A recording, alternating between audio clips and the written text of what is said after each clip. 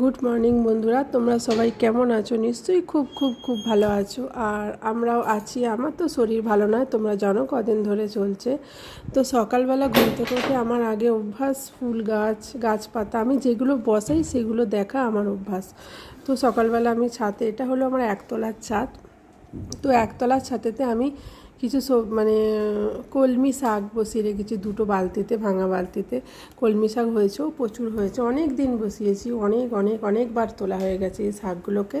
তো তার মধ্যে দুটো বড় বড় পুঁই গাছ হয়েছে। আমি কী করেছি, এই পাইপটা দিয়ে দিয়েছি, ওপরে উঠে যাবে। তো দেখো এখানে আছে লাল বাসক। বন্ধুরা, সবাই তো সাদা বাসক দেখেছো, লাল বাসক যেটা থেকে সিরাপ তৈরি হয়, লাল বাসক, এটা হলো লাল বাসকের গাছ। তো যাই হোক, অনেকেই জানো হয়তো। আর এই যে ফুল গাছ, অতিরিক্ত গরমের জন্য ফুল একটু কম হয়ে গেছে, আমার নারে ফুল কিনতে হয় না, এখান থেকেই পুজো হয়ে যায়। আর চলো, সকালবেলা সব কাজকর্ম পড়ে আছে। আজকে তোমাদের দাদা তো বাড়ি নেই, তো আমি ভাবছি সকালবেলা উঠে আগে ঘরদোরগুলো মুছে ফেলি, রান্নার কোনো ঝামেলা নেই। তো ঘরদোরগুলো মুছে ফেলবো, ফেলে তারপর অন্য কাজ হবে। বন্ধুরা, ছেলে ঘুমাচ্ছে, ছেলে এখনও ওঠেনি, রাত্রে পড়ে বলে একটু দেরি করে ওঠে। আর আমি দেখো চলে এসেছি উপরের ঘরদোরগুলো গুছিয়ে মুছে দিয়ে, দুদিনের পর মুছছি, গুছিয়ে মুছে দিয়ে একদম নিচের ঘরে চলে যাব। আর উপরে আসবো না, আবার সেই রাত্রে আসবো শুতে। নিচেতে শুলেই হয়, তাও ওপরে ঘরে বড় বড় জানালা তো, খুলে দিলে খুব হাওয়া আসে, সেই জন্য ওপরে শোয়া হয়। তো যাই হোক বন্ধুরা, একটা কথা, আমি কোনো দিন ফাঁকি মারিনি কোনো কিছু, তো যে কাজটা করেছি মানে পুরোটা করেছি। আর আমি কোনোদিন কারোর সাথে বেইমানি করিনি। হ্যাঁ, লোকে যা ভাবে ভাবুক। আর আর আমার বেইমানি করাও স্বভাব নয়। আমি মনে করি মানুষকে বিশ্বাস করো, বিশ্বাস করে ঠকে যাও চলবে, কিন্তু বিশ্বাস করার আগে ঠকবার ভয়ে তার সাথে ব্যবহার খারাপ করা, এটা আমি বিশ্বাস করি না। আর এইসব ঘরের কাজকর্ম এখনও নিচের ঘরগুলো করতে হবে। তোমাদের দাদা কালকে বাড়ি আসেনি, আর সেই জন্য সকালে আজকে রান্না নেই। তো সকালবেলা সব কাজ সেরে নিলাম, নিয়ে টিফিন খাওয়া হবে, তার জন্য একটু আলুর চচ্চড়ি বসিয়েছি, টিফিন খাওয়া হবে। আর চা বসিয়েছি।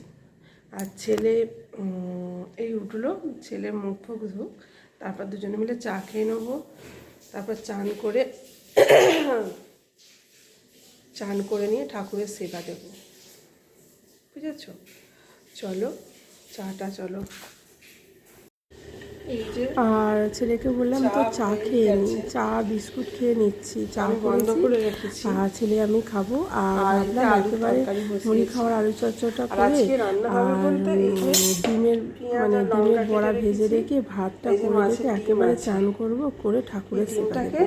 তো দেখো, ডিম বার করে নিয়েছি, পেঁয়াজ লঙ্কা বেসন দিয়ে সব কিছু দিয়ে মাখিয়ে একটু ভাজা করবো। ডিমের বড়া অনেকই হবে, অনেকটা ডিম, তোমরা কতটা বুঝতে পারছো জানি না, তবে ডিমটা অনেকটাই আছে।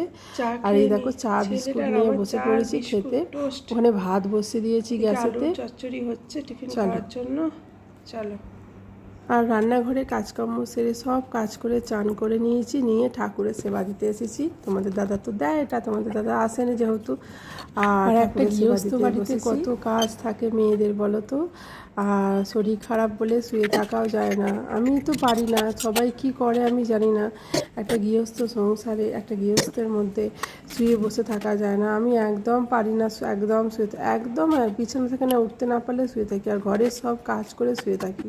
আমি এরকম করি, শুয়ে থাকি, ঘরের সব কাজ করি, ঘরের কাজকর্ম ফেলে রেখে এধার ওধার করে রেখে আমি পারি না করতে। তো ঠাকুরের সেবা দিতে এসেছি, ঠাকুরের সেবা দেওয়া হয়ে গেল,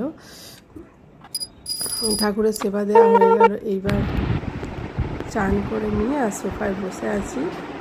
এখনও অনেক কাজ আছে, ভিডিও এডিট করা অনেক কাজ আছে, সেই ভিডিওগুলো এডিট করব। চলো।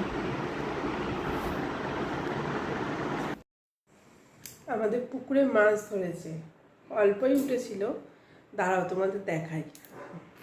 আমাদের চা দিয়ে গেল, জাওলা মাছ, এই যে দেখো চাপিয়ে রেখেছি, এই যে বড় বড় মাছগুলো, কেমন দেখাচ্ছে জানি না।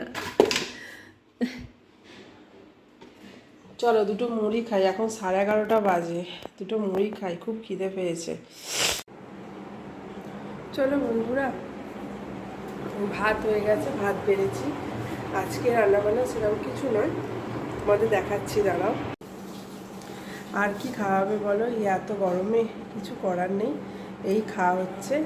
আর এই খাওয়া হচ্ছে, আর শরীরও ভালো নয়।